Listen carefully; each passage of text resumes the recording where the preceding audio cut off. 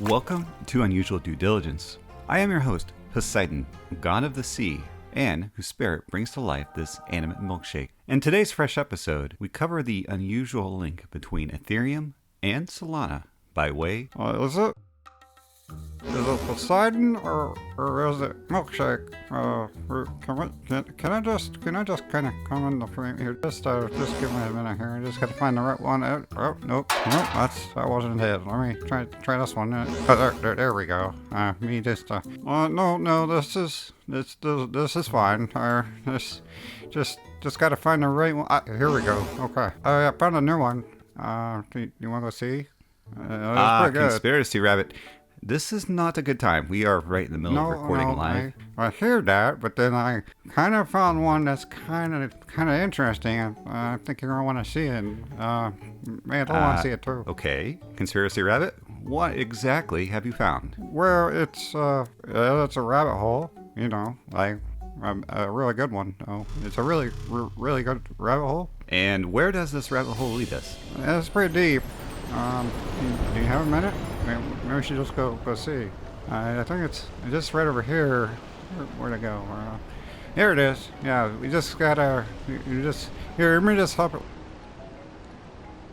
Oh no, it's fine. You just gotta, feet first. Hold on, wait. You're a milkshake, so you definitely want to go feet first. Stop. Hurrah! This episode is really about a question involving artificial intelligence and blockchain technology, but it's one that started out with portals between blockchains. As a quick aside, I see the channel is pushing towards that 800 subscriber mark. Simply incredible. This episode isn't about conspiracies, rabbits, or the power of 800. Eventually, I'll even get better at mixing those techniques, but everyone starts somewhere, and this channel is just a personal growth story, the growth of mind. The story in this episode, though, is also about the mind, about cognitive.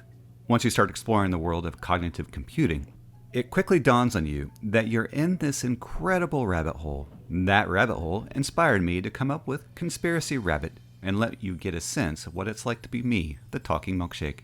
The question I had was, I thought, simple. VoltronSupreme touched on it in this tweet. The idea of ANKR doing something with artificial intelligence is interesting, but I wanted to take a broader view of it. That's in part because after several days of chasing MIT connections and conspiracies with LeviTheGiant, something supersized dawned on me. In Cambridge, Massachusetts, which is just down the way from Boston, there's a laboratory called CSAIL. That's CSAIL. That stands for Computer Science and Artificial Intelligence Laboratory. CSAIL is also known for applied applications of those things with robotics. And why is that so interesting? Well, it's interesting because CSAIL members go to industry with companies like Tesla. As an aside, the Tesla share split vote is scheduled to be held on August 2nd of this year, and will be held in Texas. Now, I've heard stories of Texas in August. Ooh. What will be interesting is how all of the current drama unfolds. But that's not the reason why I mentioned Tesla. Instead, it's related to this tweet. You can find it on my timeline on Twitter. And there's certainly a lot of technical jargon here, and I'm not going to dive into that. Instead, what catches my eye are two things. First, this comment from a user who points out that Tesla has a self-improvement loop baked into its operating model. If you happen to read the paper for the UnDD'er token that this channel aspires to someday make use of, that's the sort of thing you should also be looking for. That is, look for loops. Not Fruit Loops, but virtual cycles, whereas one thing gets better, it improves another thing, and so on. This definition is a good one. Quote, a virtuous cycle is a recurring cycle of events. The result of each one increases the beneficial effect of the next. For example, in the economy, higher wages increase consumption, which leads to higher prices and a fattening up of the corporate bottom line, end quote.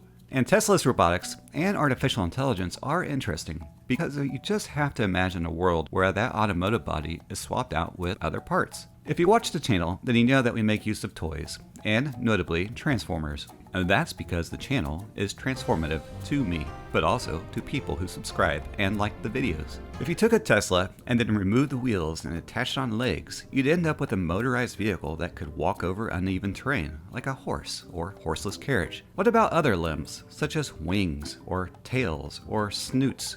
So what is a Tesla really? Is it a car or is it something far more profound? I'm leaning towards the latter these days, which is why, while uncomfortable, I maintain my long position there. And Tesla is the gateway to the next part of this conversation. You see, there's often speculation that cryptocurrencies, such as ANKR or AMP or Dogecoin, that one or more of these are doing something with Tesla, but no one can quite put their finger on exactly what. Now, at this point in the journey, we've established these 3 points. First, MIT has a computer science, artificial intelligence, and robotics lab with multiple members going to Tesla, but also government-related skunkworks projects. Second, the NSA, MIT, and Boston at large have an outsized imprint on the crypto landscape, with some speculating that it might be ground zero for Bitcoin itself. Third, the Tesla's iPhone moment for the company will be their robotics division, because the Tesla car is basically the same in concept as a toy transformer. And those points are quite good, but we're going to go even deeper. The question about blockchain and artificial intelligence is just not answered. You see, I saw this post from ANKR and got to thinking about what it meant for cognitive computing. To understand, we need to rewind to this paper published in 2020. Now, this paper is quite a read, and this rabbit hole, it turns out, is especially deep. I'm just scratching the surface here. The link to the paper will be available in the description below. I have a sneaky feeling I'll be talking about that paper again in the very near future. But I realized I needed to slow down and take a few steps back, and here's why. So, looking at this image, what you see are a bunch of big words and overlapping circles. This was a convenient solution to an explanation of data science. What it doesn't show is the trajectory of these systems. It also doesn't show the advance of cognitive computing. But it does show one thing that I'll just point out now, because I asked this question: where's the blockchain here? And then I saw it. It is the literal block in this image, as shown here. But this story gets even wilder, and is why I'm going to end this episode on a cliffhanger. Let's consider this older image of the evolution of what's called big data systems. Now, we just reviewed how big data gives rise to cognitive and artificial intelligence applications, but we haven't a really good sense of the evolution of these systems and why they are important.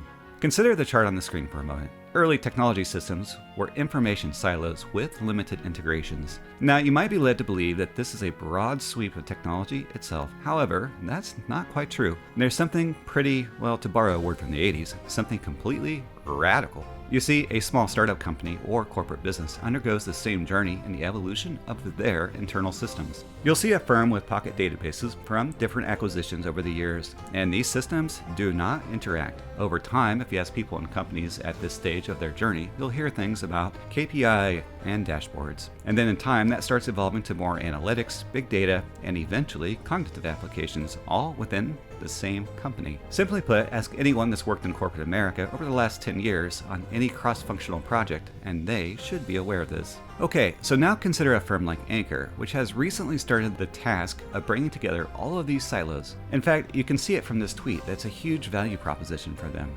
Why is that? Well, if you consider the journey, then you'll realize that we are in the very early stages of blockchain. The argument today is that we're in the 70s era of the blockchain industry, not only in terms of the macro environment, inflation, energy prices, wild hair, but also in terms of the evolution of technology itself. And now, if you have a platform like ANKR that allows you to start building these systems that span multiple chains, it raises some important questions about cognitive and blockchain. Questions that I don't see people asking on the popular subreddits. For example, search keyword cognitive, and these are the results I see. This means this rabbit hole goes even deeper. And for today, I need to end this episode on this cliffhanger so I can get this information out to you. This is Unusual Due Diligence. I am Poseidon, god of the sea. In today's fresh episode, I took you on the thread that connects MIT to Tesla, and then both of those to the history of computing, in order to then demonstrate the concept of blockchain and cognitive computing. Are our favorite cryptocurrency chains doing work with cognitive computing and artificial intelligence? The answer to that question is far more profound than I realized. Until next time,